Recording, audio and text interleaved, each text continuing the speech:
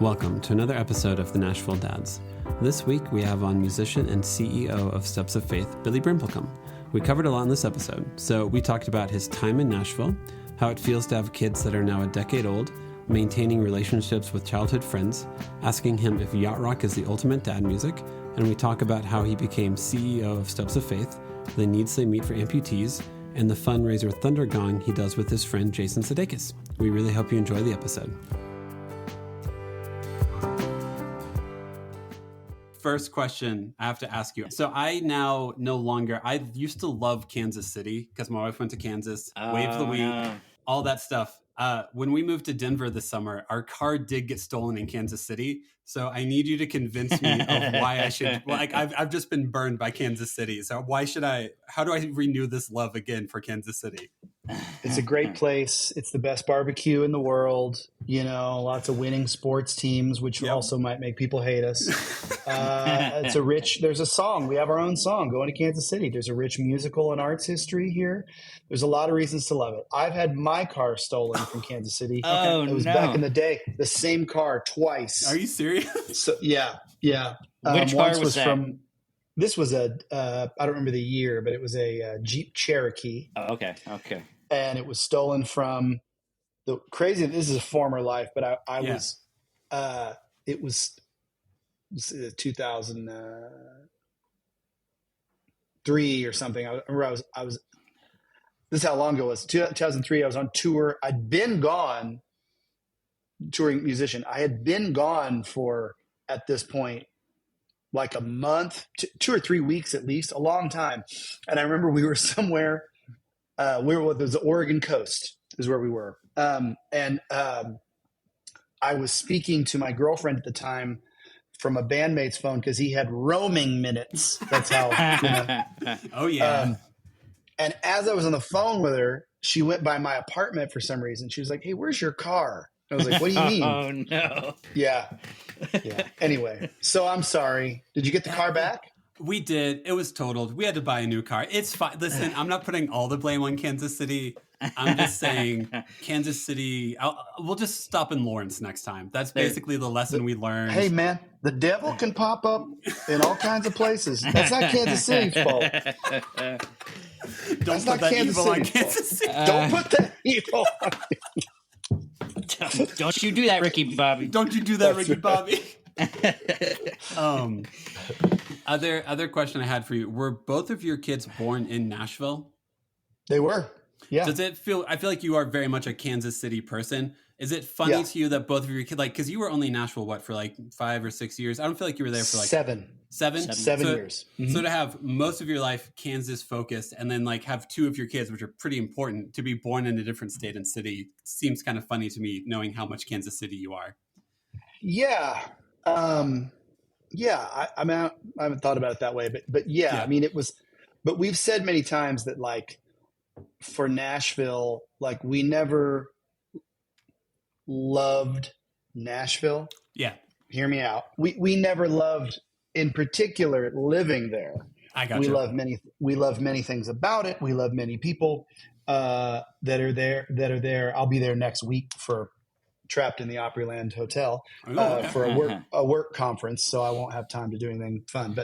But we always say, we kind of feel like what we were sent there, we got what we were sent there to get. You know what I mean? My wife and I both have jobs we didn't know were jobs that fell from the sky in Nashville. Both of our kids, were born there. So yeah, I mean, it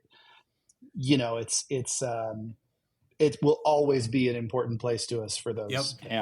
Yep. Is your wife from Kansas City as well? She, more or less. She has been in Kansas City other than when we lived in Nashville since college. She grew up in a really small town in Kansas called Parsons, Kansas, southeast Kansas. So, yeah. That's, I feel the same way. I have 3 kids. I have pretty much 9-year-old, 7-year-old, and 3-year-old. And all 3 of them were born in Nashville.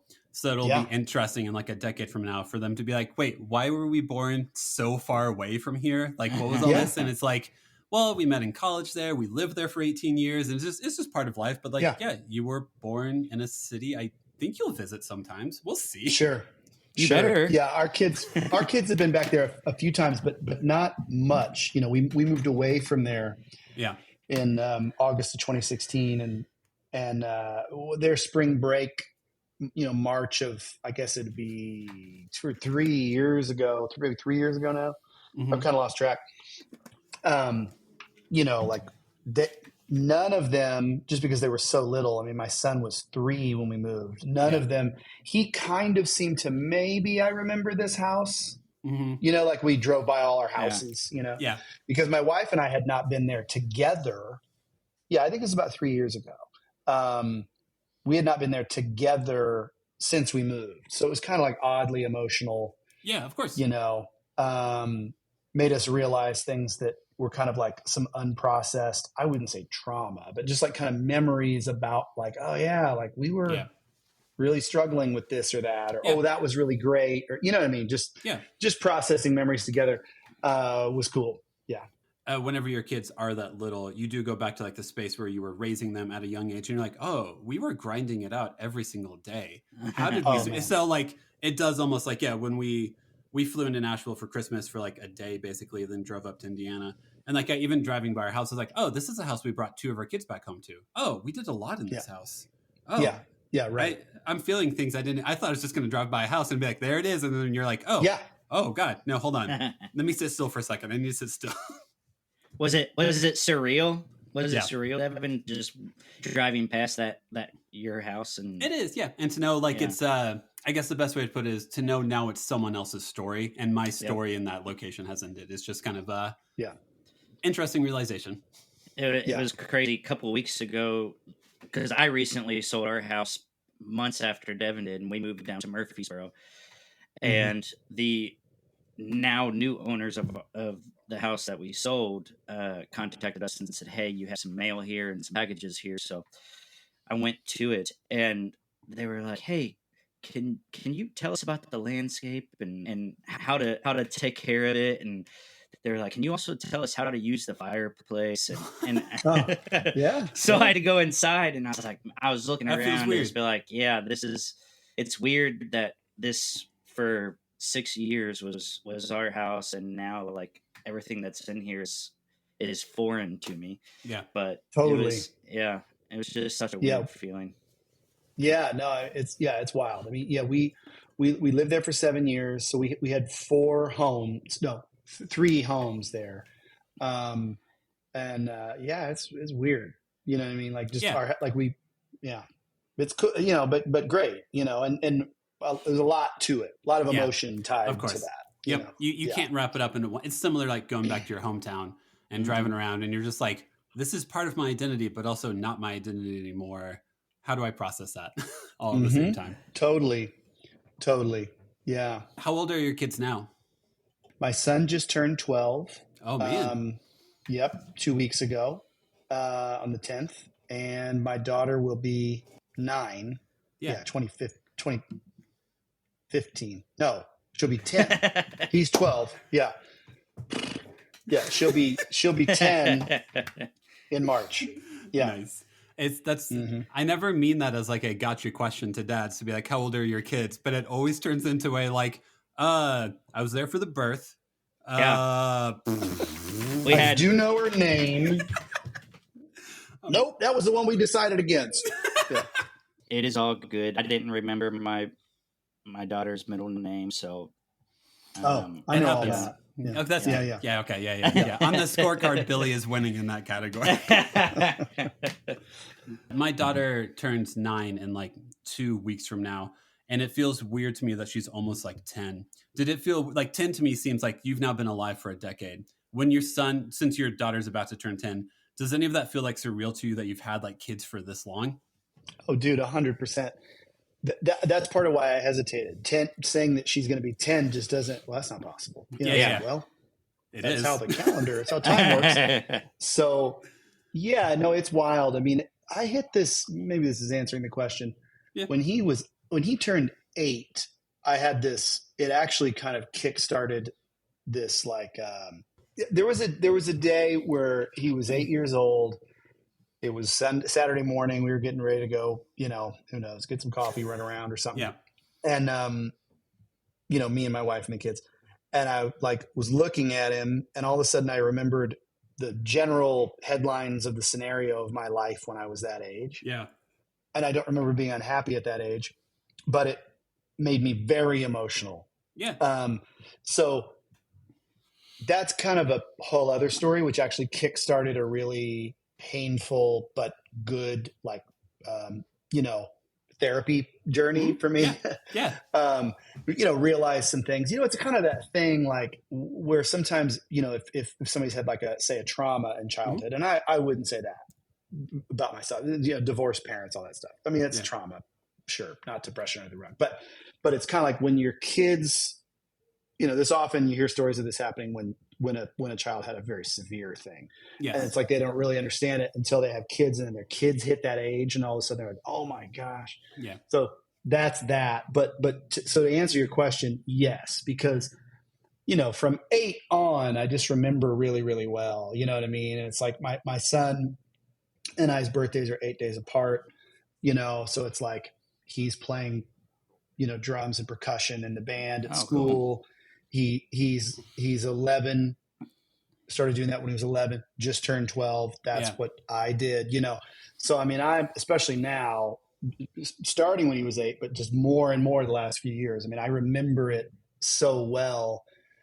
So I have like, kind of a different set of empathy for him, just because I feel like, I mean, I do for my daughter as well in a different way. It's not, you know what I mean? It's just like you love them both the same and then also differently. Yep. Yeah. But you see yourself in him, or that's it. Yeah. That's it. We're a lot alike in a lot of ways. Very, very, he's very, very different than me, which is a good thing, So anyway, yes. Yeah.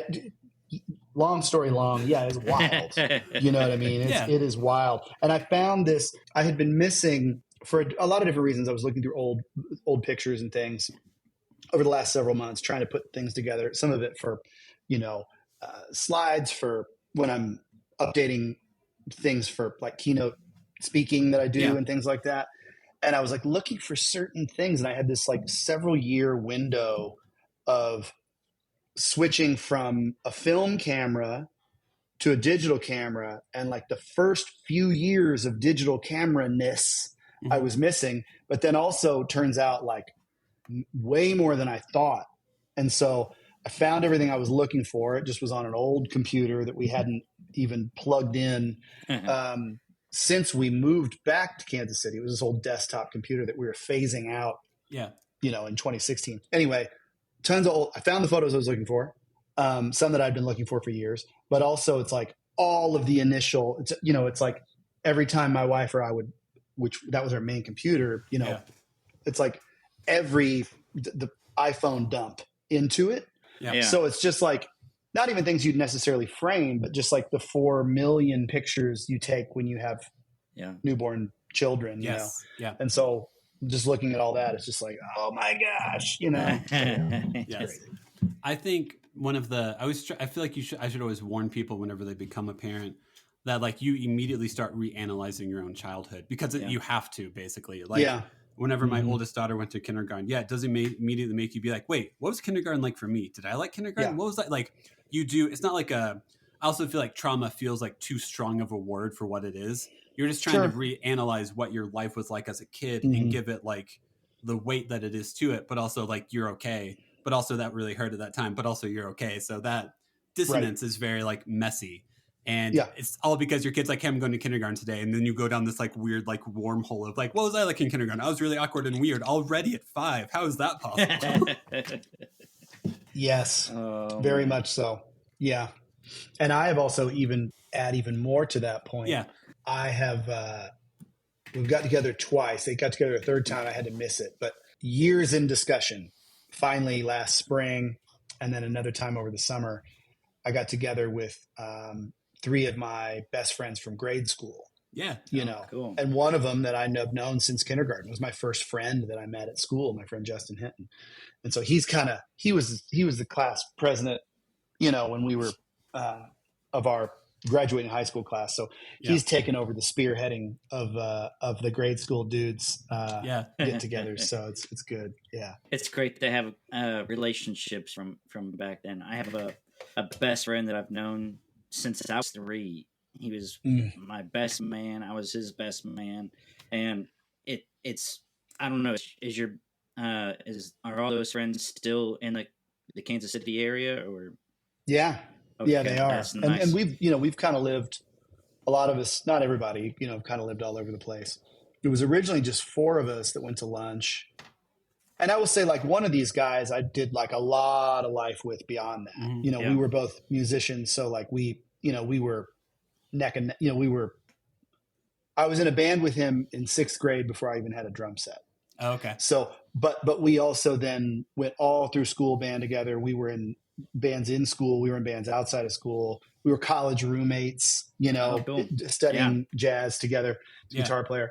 So, but I will say, since our mid 20s or whatever, I've not seen him nearly as much, but and some of those guys I'd hardly seen at all in adult life, Yeah.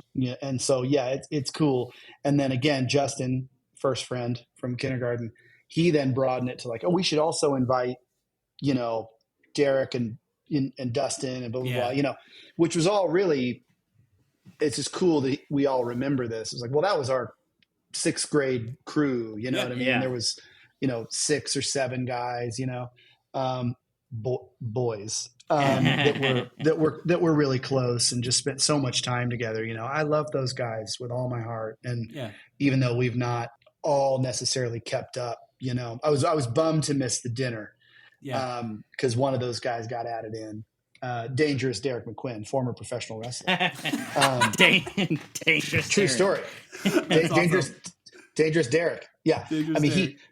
Funny thing about those 2 of those dudes from grade school. So I just turned 48 last Saturday. So about a week ago. Happy belated birthday. Happy birthday. Yep. Thank you. 1977. So 2 of those guys. So just to set the scene of like, in 19, I'm in grade school. It's like mid to late 80s, right? Like I started playing the drums in 1988. And so point being, long story long, my friend Jeff Calloway, one of those guys who's a pilot for Southwest Airlines, is a retired Navy pilot. Oh, cool. Who was obsessed, and I was too, in grade school with Top Gun, OG Top Gun. It was not a phase for Jeff. It was a lifestyle. It was a lifestyle, baby. I mean, he went on to join the Navy. He was a pilot. He wasn't a fighter pilot, but he was a pilot in the Navy. And again, now flies, he's a pilot for Southwest Airlines. I have run into him in the airport in different cities twice. Oh, he even flew a plane I was on. That's cool. Which was awesome. But point being, Derek was obsessed with WWF, and this is prime Hulk Hogan, Randy Macho Man Savage, all that stuff. Yes. And then, dude, I mean, went on to become, it's kind of like musicians. We don't always become famous, but you're still doing the work. Like he was a professional wrestler, for a long time, and I guess you could say I was obsessed, from 6th grade on with the drums and music. And you might have played music professionally for a while, So I guess I followed my thing too, but anyway. And his last name is McQuinn? Yeah. Are you Googling him right now, Justin? I found him, yeah. I found him on Facebook. Dangerous Derek McQuinn. That's awesome. Yeah, man. That is so cool. He's awesome. He's one of my oldest friends. I love that dude. Again, he was at the dinner. There was a dinner. It was like right around Christmas time. I was like, guys, I can't do, Mm-hmm. And they're like, oh, we'll do it anyway. And I'm like, all right. I'm glad they got together. But yeah. Dangerous Derek. I love him. My daughter is in 3rd grade. My second or middle child is in 1st grade. And you do, like, you have this context with your friends from childhood like that. And then you start to realize, like, oh, man, are they starting to make these friends? Like, they start to, like, build their own identity. And I think that's so cool. Like, whenever they're like, we're going to have a sleepover, here are the friends I'm going to invite. I'm like, oh, man, which one of these are going to be the friends who in 40 years from now, you're figuring out how to meet up for a dinner with them? Yeah, right. Right. And then it's the hope that, like, we really feel like in the last few years, both of our kids have good friends. Yeah. What I mean? Mm-hmm. So first and foremost, there's that. That's great. Because my wife and one of my wife's friends since grade school, that she's still really close with, is in town now. She stayed with us last night. Cool. She's in town for her birthday, and all those girls from Parsons, Kansas are getting together over the weekend. But yeah, so then where I'm at now is the hope that will be the case, that at least some of those kids that my kids are spending so much time with now, that hopefully they'll talk about the way you're talking about your best man, the way I'm talking about Dangerous Derek and Jeff, and that, when they're pushing 50, they will be, still going to dinner, Yeah. And it's so Justin has a 3-month-old and a 3-year-old, and it's just such a drastically different world whenever your kids get older, and you're like, oh man, you guys might be starting to make lifelong lasting friendships. Justin, you're trying to get 4 hours of uninterrupted sleep right now. Yes. Not possible. But in like 5 years from now, it's like, oh, are you guys making the friendships that last the rest of your life? That's such a different mindset. That is something that I'm constantly stressing about with Ada is I hope that she can start to develop, and it might be too early with a 3-year-old, but starting that connection with other kids in her daycare. I'm really hoping that she can do that. Totally. Derek and I got in some sort of fist fight scuffle type thing, which is hilarious because he used to practice wrestling moves on me, and it really I was gonna say scared me. I remember that being at that dude's apartment, and him jumping off the top rope of the couch onto me all the time. We got in an actual fight, and this was in grade school, but in music class, and we both got sent out in the hall. And then as soon as she was like, you guys just both go stand out there. I remember as soon as we got out in the hall, we both just started crying and hugged each other. No. It wasn't a real fight. Yep. They'll get over it. They'll be fine. Did you guys have wrestling buddies when you were little? People we'd wrestle with? Yeah, the stuffed animal wrestling buddies. Oh no, you guys know what I'm talking those. about? Yes, we used Pipeworks, and we would make little rings out of Pipeworks, and then we would have the wrestling buddies, and we would act like we were wrestling. We love the WWF as well, man. I love Hulk, Macho. Have you ever listened to Macho Man Randy Savage's rap album? Oh God, no. He has one. I didn't. That even seems know like something that I'm surprised I don't.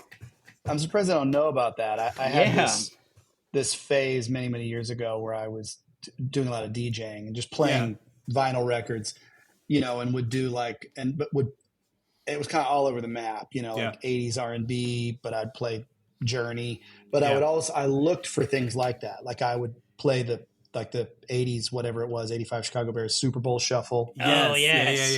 Yeah. Novelty records like Rappin' Rodney, which is like Rodney Dangerfield had a rap song or rap album. Yeah, it seems like I missed. I will send it to both of you after this. Yes. It's basically him just being like, oh yeah, and dissing Hulk Hogan in random tracks and stuff. It is. I love it. It is fantastic. Oh yeah. Here's a good sidebar on music. Is yacht rock like the most dad music possible now? I feel like yacht rock is very dad music. I know you're involved in yacht rock, Billy. What are your thoughts on dad music and yacht rock? Well, I think you're pretty spot on. Just because if you look at the generations of living dads, okay, it covers most of them. Mm-hmm. You know what I mean? I've been saying this, I have a yacht rock tribute band called Summer Breeze that has gone on to do many other things, including me in the house band for our Thundergong fundraiser and blah, blah, blah, blah, which we can talk about that. But in April, Summer Breeze will be 16 years old. Oh, seriously? Wow.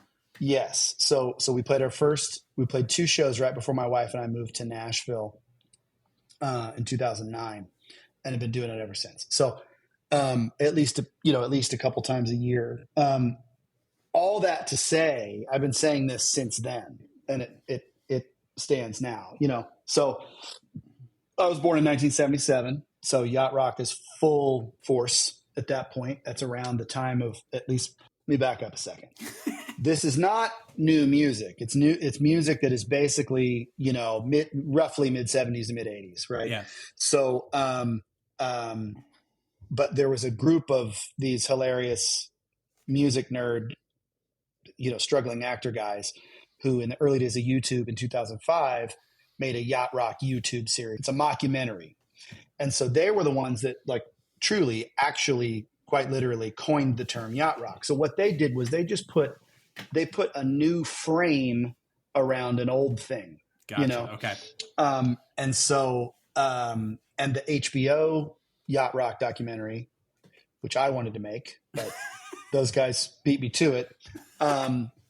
They positioned those guys. If you haven't seen it, it's great. It's very tight. You know, Okay. I would have had an extra hour in mind, but, you know, they cover the basics, but those guys are positioned, I think rightfully so, as kind of the experts on what is yacht rock and what's not. So just very quick yacht rock history lesson there for you.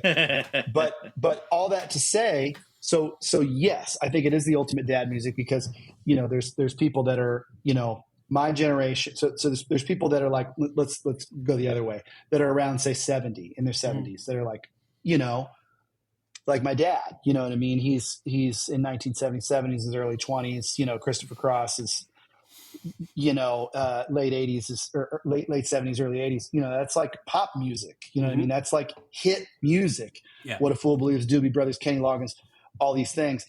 So it's like, you know, music that was like popular when he was young. Yeah. Well, then you just get closer and closer and closer. And here I am, you know, now 48. Like I said, it's like I remember Christopher Cross being a new hit song on the radio. I was very little, but I remember that. You know what I mean? I remember, this gets a little late according to the yacht rock guys, but you know, I remember the Sweet Freedom video with, you know, Billy Crystal and Gregory Hines or whatever in it. Yeah. The Michael McDonald song. You know what I mean? So it's like, yeah, it really meaning. Oh, and then you get into guys that are say in their 30s, dads. You know, I became a dad when I was in my 30s. And so then it's a little bit of a different relationship. Like I'm kind of in the middle. My dad's like, these are good songs. I'm like, yes, these are good songs. But I also can see how people in their 30s would be like, this music is hilarious. You know what I mean? It's like, it's ironic to them. Yes. So now I will say there are people in their 30s that come and in their 70s and everything in between, you know, and they make a night of it. Everybody, you know, some people dress up, but you know, the majority of the audience is around my age. You know what I mean? Like younger parents who are like, we're going to go out to see our favorite yacht rock band that starts at 7:30. Yes. At the club in the suburbs, you know, that's us. So yeah, I'll be 38 this year. Justin's 40. And yeah, now I look at concerts and I'm like, do I have to stand if I go? Do I have to stand on cement if I go? Oh, okay. Can I take one of those things that like people at Target they stand on when they're, you know, to make their feet not hurt? Yeah. I was at the Wild Feathers concert and we got to know Ricky and he had us come and I was so excited standing right there in front of the stage. And then when they were done, before the encore, me and Jason were both like, man, it's like 10:30. We've been standing. Let's just go. Let's not even worry about the encore. Nothing wrong with that. Years ago, I'd be like, hell yeah, we're staying. We're going to stay for the entire thing. But I'll stay afterwards. I'm going to grab the set list. Maybe I'll wave to one of the guys, you know. Now it's like encore. Well, I can't guarantee they're going to play the only song I didn't hear yet. So I'm just going to go on and I think it was Briar was only like 2 or 3 weeks old at that point, and I was like, I know I'm not going to get any sleep as soon as I get home either. So that's awesome. But yeah. As you get older, you definitely change in your concert styles. Yep. Yes. I feel the way you feel about yacht rock, about like early 2000s pop punk emo music, where I'm like, no, that's second wave emo. You're talking about third wave emo. So then I'm just like, Devin, shut up. No one cares. This is way too much of a deep dive on a subject that only like you and 10 other people care about. So when I make the documentary, I'll make sure to give you a call so I can get you in it somehow. Well, yeah. I mean, Jim. Yeah, Black Bull Lights, get up because it's seen as one of the inventors of the second wave. Correct. So, yes, it is. Yes. Mm-hmm. So that would be a definite sidebar conversation that would last for hours. So instead of discussing second wave emo, for Justin's sake, Billy, can you tell us about the foundation and what your day-to-day job is? Because I do genuinely think your foundation, what you do, is really cool, really important. Want to make sure you have a chance to highlight it. Yeah. No, thank you. Yeah. So, I lost my leg to cancer in 2005, my left leg right above the knee. I was a full-time musician at the time. I had a relatively new band. That was what I just mentioned, Black Bull Lights with my buddy Jim septic. Long story short, that all worked out. Thank God I was back on the road pretty quickly after getting through chemo several months later. But yeah, in 2013, I was living in Nashville, trying to make my way as a musician there, working primarily. We moved to Nashville with the hopes that the main bulk of my work would be in the studio. And I did plenty of studio work in Nashville. It wasn't like took off and I was one of these dudes getting called and playing on big records all the time. But I had great friends and made a living, playing music. But most of my work was on the road. Anyway, brand new baby comes. Where's the Dad podcast, right? My son came 6 weeks early, which was, terrifying, but he was fine. He just was ready to be here. Yeah. So shortly after that, really, really long story short, from heaven into my lap fell this opportunity from the guy who owned the prosthetic place where I was a patient in Nashville. He had established a 501c3 that had been sitting dormant for a couple of years. People would come into his clinic without health insurance or without proper prosthetic coverage. They just needed to get a leg so they could get back to work. They needed to get back to work so they could get a leg. They're stuck in this catch-22 because, health insurance, not health care. That's a misnomer. Health insurance in this country is a little bit of a mess, has been for a long time. So anyhow, that's steps of faith. I met this guy, Rob Pittman, who still lives in Nashville and changed my life. And I came on and basically then began building this idea into an actual business. Yes, Steps of Faith Foundation, since April of 2013, we count that day as the day that the idea turned into a thing because I was hired basically then and, wrote the mission statement, built the board. He and I built the business model together, that kind of thing of how we would do what we do. But all that to say, yes, since then, I have run this organization called Steps of Faith Foundation, gets prosthetics all around the country for amputees that have no health insurance or no prosthetic coverage. So started in Nashville. The guy who hired me, Rob, with his permission and everybody else on my board. We already had board members out of the gate that were from Kansas City. But my wife and I moved from Nashville to back to Kansas City in 2016. And we're still going. Is the main thing. Steps of Faith is still going. We'll be 12 years old in April. I mean, last year we had a goal to help 300 amputees all around the country. We hired a fourth full-time employee last August. And so, we had a goal to help 300. We helped 457. Oh, wow. Dude. So there's a lot of demand for what we do. 500 people lose a limb every day just in the United States alone, which seems right. Pause for effect. Yeah. 500 a day? 500 a day. You could look that up.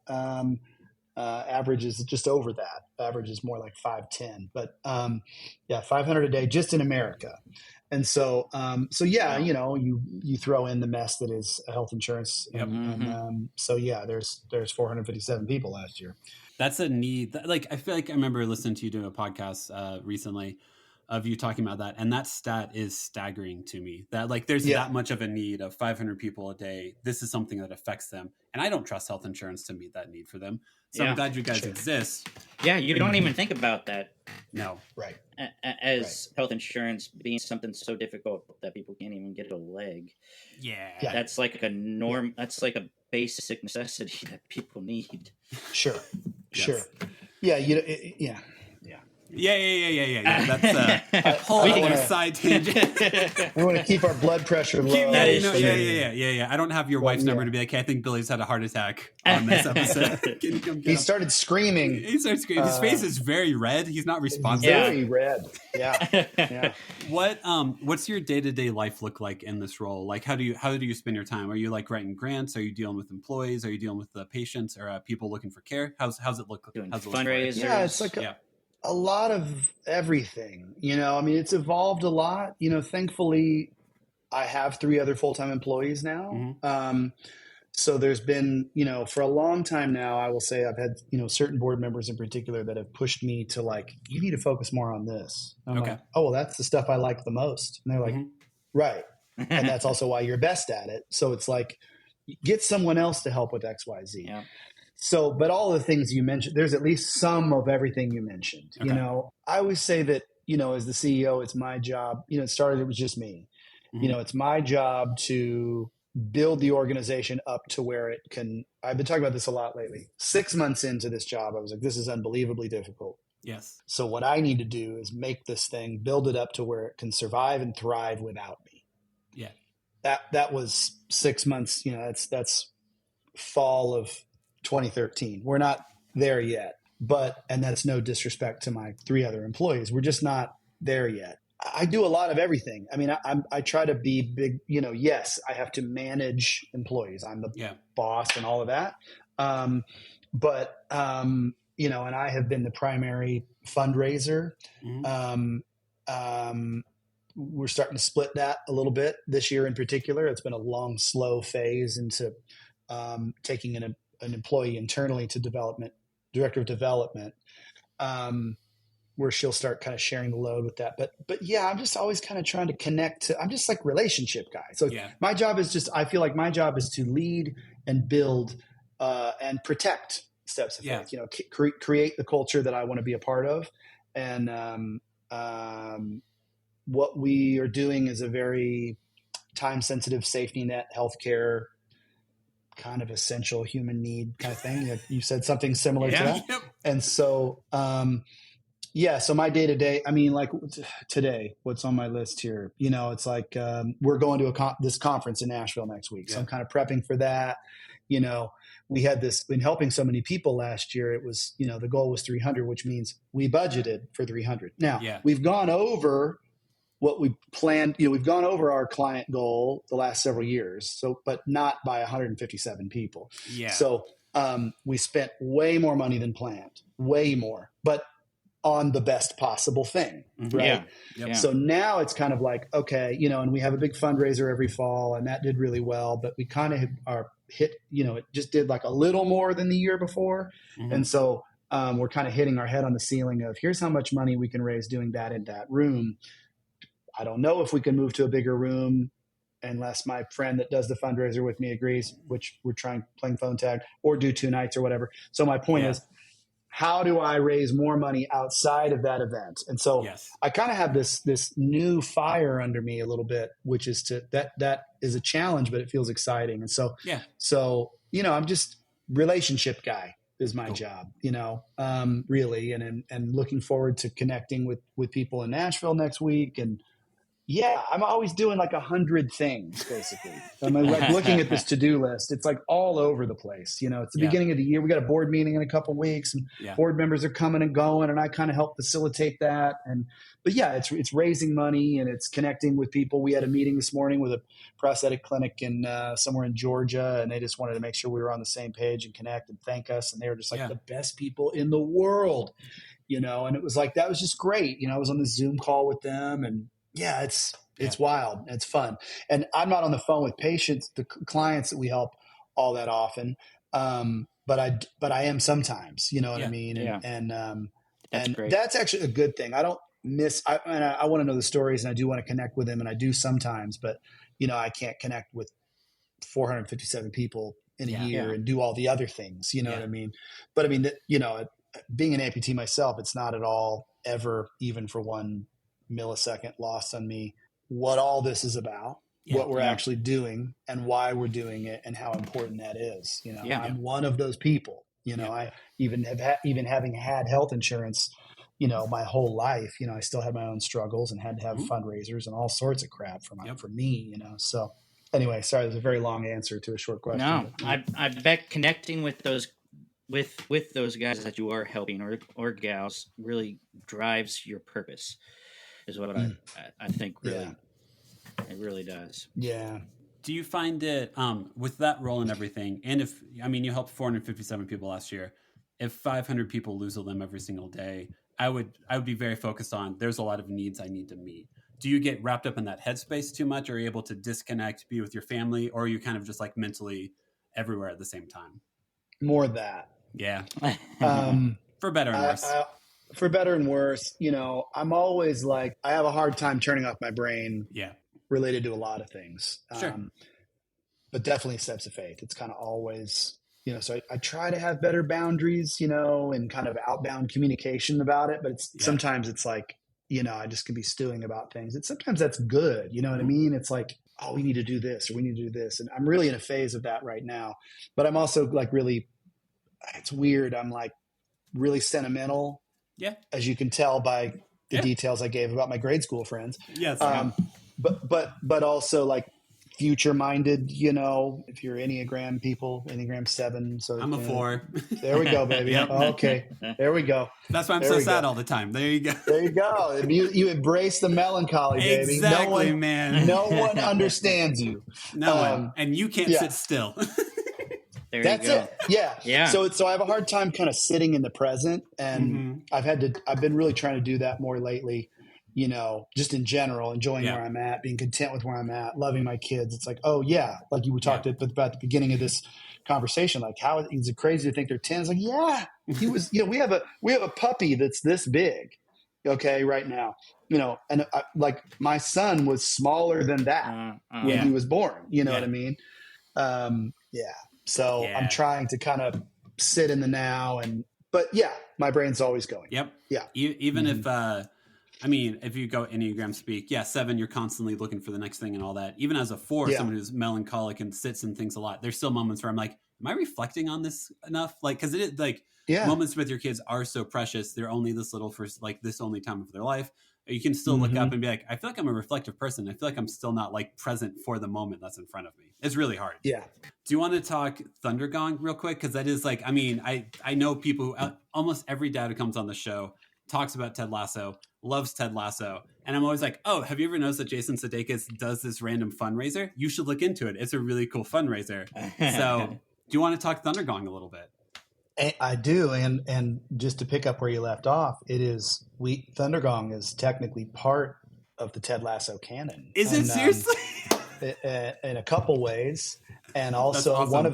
one of them being, one of them is a little rated R, related to an episode in season 3, I believe. But one of them is it is the only other time other than the original NBC commercials where the character first appeared several years ago, which was NBC promoting their coverage of European soccer. Yep. You know, football. That's where the character first came up. And then, so like when Jason's like, I think we're going to make a show of that. I was like, love the character. How is it a series? And obviously what did we learn? We are all wrong. Yes. Exactly. We were all very wrong. But my point is we did 2 virtual Thundergongs, and then I'll actually explain what it is. Yeah. And well, let me put it this way. We did do 2 virtual Thundergongs, and in the one in 2020, and then also on stage in 2022, Ted Lasso has appeared. Okay. Ted Lasso has performed. Yeah. So it's the only other time that Ted Lasso has made appearances, you know, outside of the NBC commercials and outside of the series Ted Lasso. Yeah. But yes, there is a video that may or may not be on the Steps of Faith Foundation YouTube page of Ted Lasso singing Patience by Guns N' Roses. Yep. There is also should be a video, I think that's on our YouTube page, of Ted Lasso and Coach Beard singing Wild World, the Cat Stevens song. Oh, yeah. Yeah. So what is Thundergong? So I've referenced the big fundraiser where we hit our head on the ceiling this last year with my friend that I'm trying to reach to move to a different venue. So Jason Sudeakis and I grew up together. We grew up doing improv comedy together at a place in Kansas City called Comedy Sports. I was 18, he was 19, and we've just been in each other's lives and been, you know, he's been, you know, one of my best and closest friends and like a brother, family friend, all of that, ever since. And so in each other's weddings, all of that stuff. So, and then like I said, we moved back here in 2016 and in 2017, and I tried to do things like this, similar to this in Nashville, and I just couldn't make it happen. You know, again, no offense to Nashville or people that love it or whatever. I do too. But it was, I mean, I even had artist friends. They're like, who else is doing it? I'm like, it starts with you. Like, you're my boss. You know what I mean?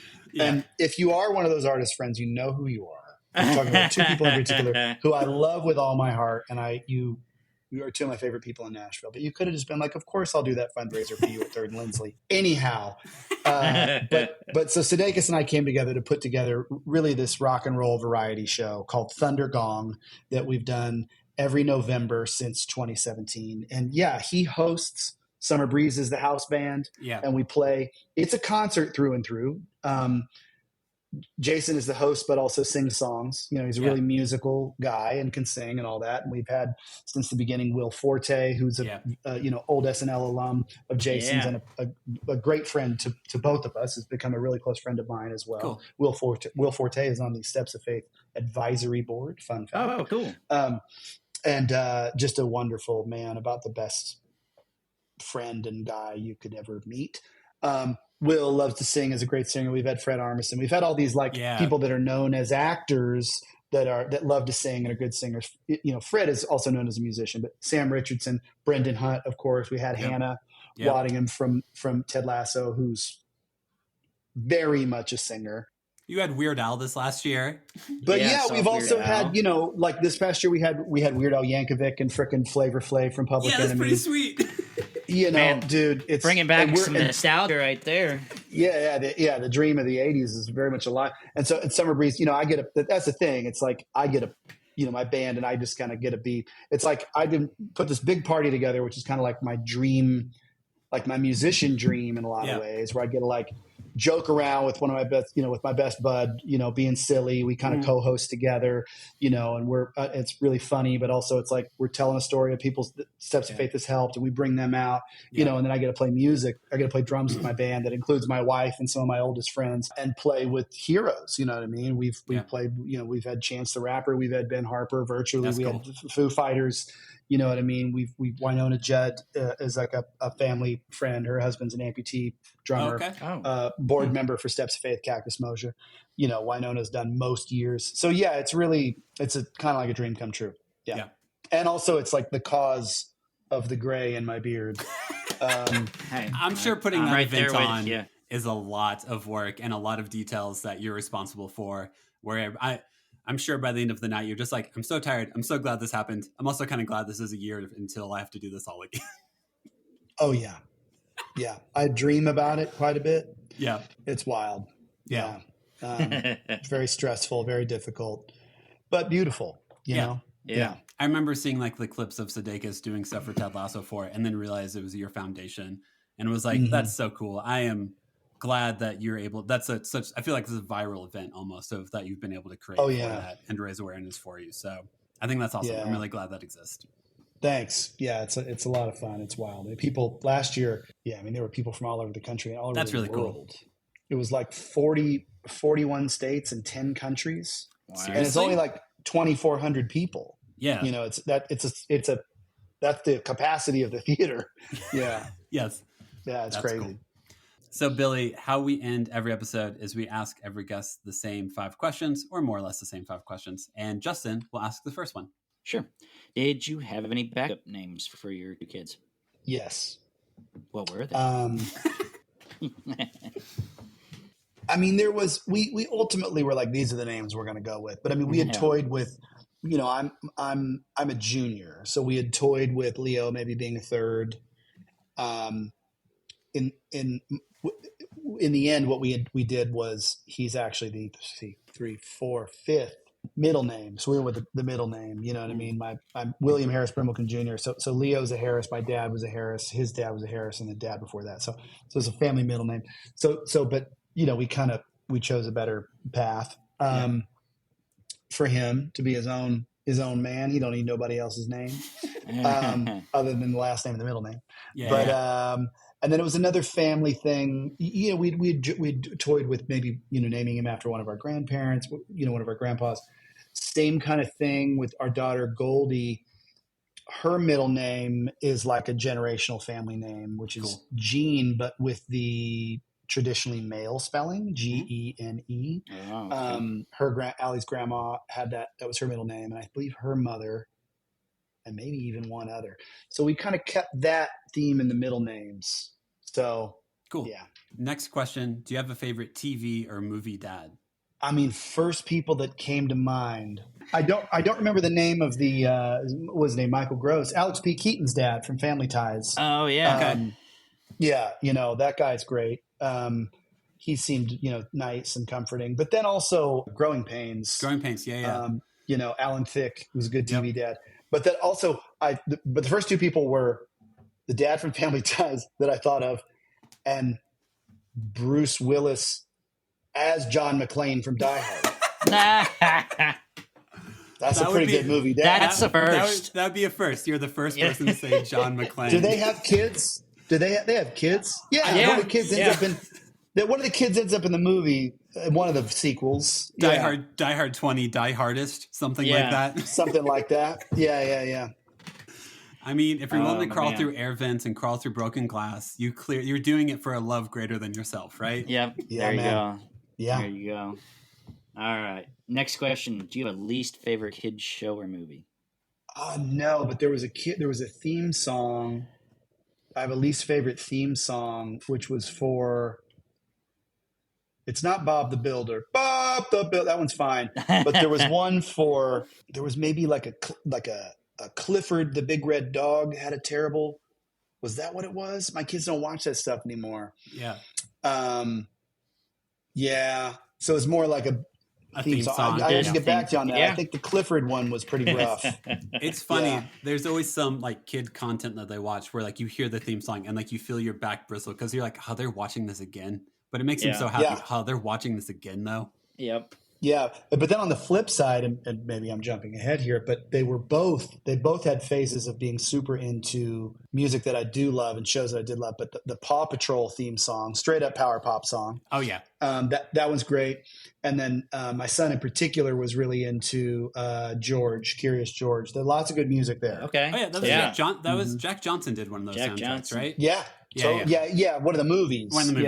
Yeah. And Jack Johnson, along with Ben Harper, did a thing for Thundergong 2020. Oh, that's cool. Oh, really? Nice. Cool. Mm-hmm. That would have been awesome to see.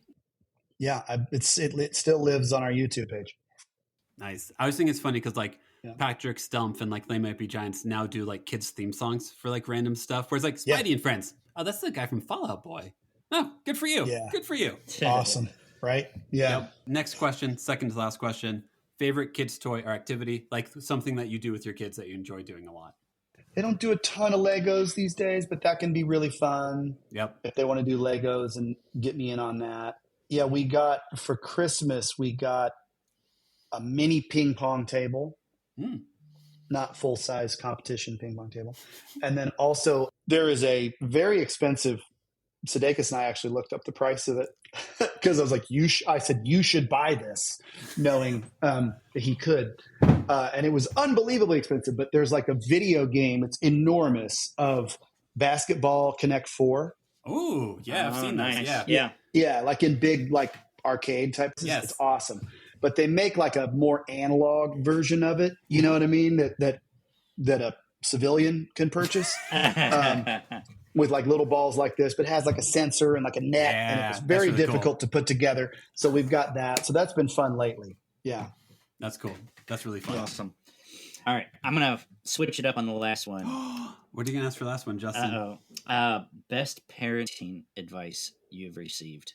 Oh, it's just the cliche, which is true about, time flying. And we've talked about that a lot in this thing, you know what I mean? And so, enjoy it, that kind of thing. And so I think, kind of part of it kind of goes to that thing of like remembering my life when I was 8 and like then seeing it through this grown up lens and like, oh, wow. Okay.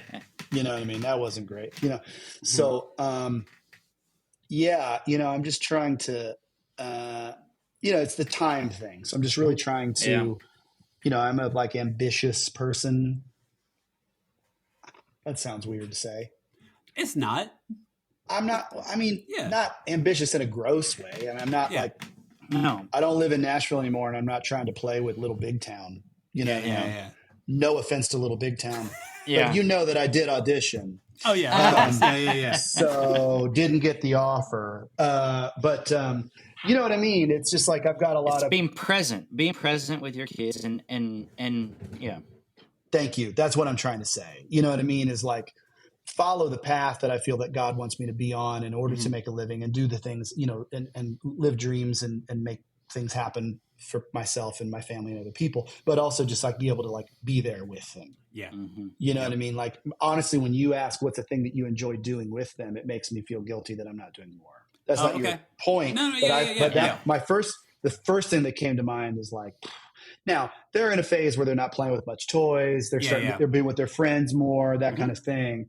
But you know what I mean? It's like, I just really want to take the vacations however we can and spend the time when we can, my kids don't have phones. They're little, and so, no, it's just that being present, Well, just know as an Enneagram 4 friend, whenever you want to sit in your feelings and think about this a lot, I'm always willing to do it regardless of time or what else is going on. I'm always like, hey, you want to sit in an emotion for like an hour? That sounds fantastic. Yeah. Let's go. All right, buddy. I sit in a lot of emotions, a little too much sometimes, but that's, I'll remember that. Yeah. I'll just see you calling and be like, oh crap, what's wrong? Oh no, he's just having emotions. It's fine. It's fine. It's game time for me. I remember I like Jason Sudeakis a lot. And he has one song called Letting You Go, which is about like his daughter and like the thought of like giving her away at the altar and stuff like that. And being like, why didn't this come with a trigger warning? You need to warn someone that you're going to have this song that makes every dad weep if that has a daughter. You can't just put this at the end of an album, man. What are you doing here? That's his thing though, man. He'll just be like, I got this guitar that's $1 million and these Prada sneakers, and I'm going to say something that's real funny, and I'm from the South, and then he's just going to start playing music. Like, he's shredding, and then you hear him singing, and you're like, oh my God. He does not beat around the bush, and I'm a big fan as well. I mean, he's incredible like that. So, yeah. Only other thing is just if we want to follow you, like self-promotion, anything like that, like what's like if people want to follow you, like Instagram handle, Thundergong, any promotion you want to do for like how to find out more about that stuff. Yeah, please. Yes. So Steps of Faith, if I say one thing, it's stepsoffaithfoundation.org. Mm-hmm. You know what I mean? How can we help donate? You know what I mean? It's like we don't, really need volunteers hardly ever because what we do is we're facilitating a service around the country. But, and you don't have to be in a financial position of power to donate. We have somebody that gives us an astronomical amount of money every year, a family. And then we also have somebody in Indonesia that donates $1.12 every month. Oh, really? Okay. They mean the same to my heart, Yeah. So stepsoffaithfoundation.org. The event has its own website, which is currently populated with all the stuff from last year, from November. That's thundergong.org. I am on, Instagram mostly at Billy Brimblecom. I have a link tree in there to other random crap. BillyBrimblecom.com is about done. I think it's up just to do more, which used to be my musician website back in the day, which is now my public speaking information website. I'm doing more of that this year and looking to reach more people and do all of the good things that will yield for Steps of Faith in my family. So if you're hosting a big conference and you want to talk about robot legs, rock and roll stories from the road, resilience. Otherwise, I'm your guy. Man, that's it. Cool. Nice. Billy, thanks for your time, man. We really appreciate it. Thanks for sharing your story. Thanks for hanging out with us for a bit. Thank you, man. I love what you guys are doing, especially since I started. It was after you had invited me that I started following, and I was like, oh, this is awesome. I love this. So I'm sorry it took a minute there, but you're good. Thanks for thinking of me. Of course. Nope. It's we're pretty much just hoping to always just, we know that dads don't have many opportunities just to talk about their life, basically. Yeah. And you become a dad and you're like, where's my community? Where's my connection? How do I know what other dads are doing? And it's really hard to find. So thanks for being a part of it. Thanks for, hopefully someone listens to this and is like, oh, that's pretty cool. That was fun. That sounds good. So that's our hope. Cool. That's our intention. Cool. I love it. So, all right. Thanks, Billy. Appreciate it, man. Thank you guys. Enjoyed it. All right. We'll see you. Appreciate it. Bye-bye. Bye. Thanks so much for listening. Please make sure to follow us on Instagram and Facebook at the Nashville Dads, and make sure to follow us on anywhere you find your podcast, and please give us a 5-star rating. And thank you to Matt Oakes for providing the music for the episode. Catch you next time.